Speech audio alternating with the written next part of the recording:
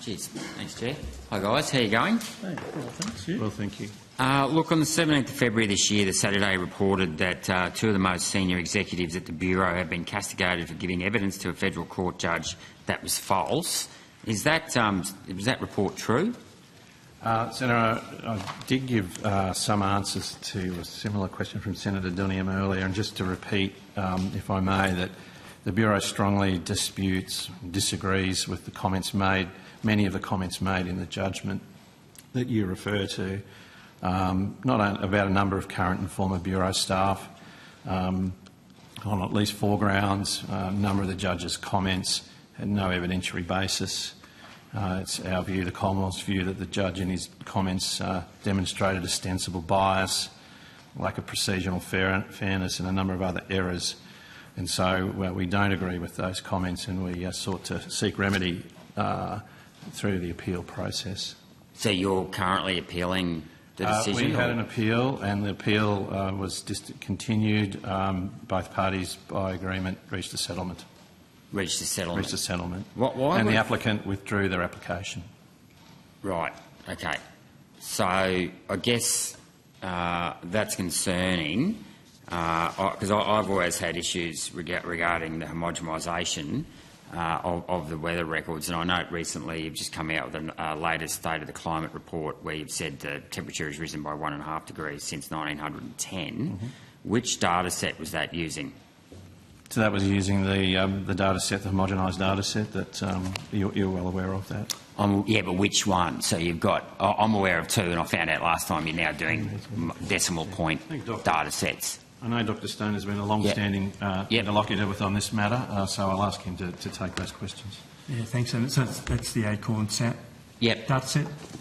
Yeah, so you've got multiple data sets. You've got version 1, version 2, and then 2.1, 2.2, 2.3, 2.4. Gotcha. Sorry, I shall find the... So it's... I have the number here. It's 2.5. 2.5. And that was released in August 2024. So how often... So what was the time difference between 2.4 and 2.5? 1 year. 1 year. So you now do a new data set every year? Is that correct? Sorry. So what it is, it's the same underlying data. Homogenisation is an analytical technique. Yep. And, you know, it seeks to... Yeah, so I know what homogenisation does. I guess my question is, why do you need to do it every year? Yeah, new data is added in each year. But isn't that just your raw observation data? When you say new data, is it observation data, or is it data that's been homogenised over and above the raw data? Sorry, say that again. Is it data that's been homogenised over the raw data? So you've got your raw data set. You mean the last year's data? Yes. It would only be homogenised if there was a discontinuity in the last year's data. So the last year's data would only be homogenised if there was a discontinuity detected in the last year's data. It's a continuous data set going back to 1910.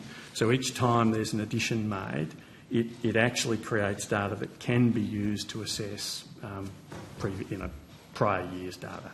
That's right. But in that it's continually updated.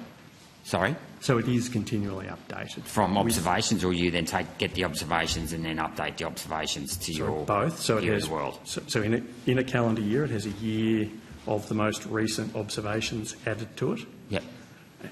And then there's a homogenisation analysis done to look for discontinuities in data.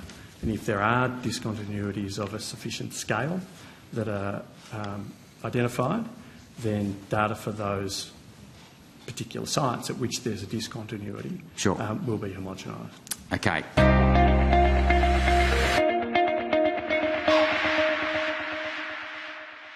Authorised G. Rennick People First Chermside.